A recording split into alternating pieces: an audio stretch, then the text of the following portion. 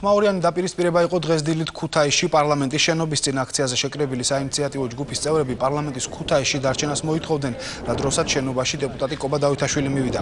საინიციატივო ჯგუფის წევრებმა ამავე თხოვნით დეპუტატსაც მიმართეს, რის შემდეგაც მათ შორის საუბარი კამათსა და დაპირისპირებაში გადაიზარდა. Osmena isavlet. Ყველას მიმართ. ვაი თქვენ პატრონს, თქვენ ნაციონალები. ვაი.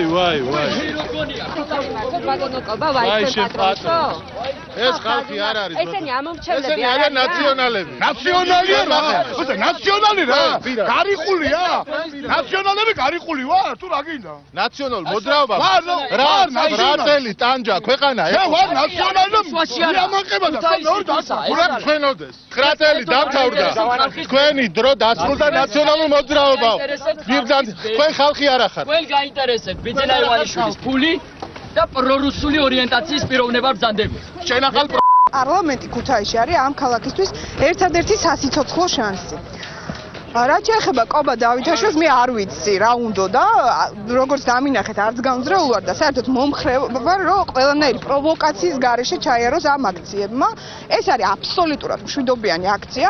ბატონ კობა დავითაშვილს მივმართავ, რომ თავი შეიკავოს მსგავსი გამოსვლებისაგან, ადამიანების გაღიზიანებისაგან და იმ გამოხტომებისაგან, რაც იყო ამ წუთში.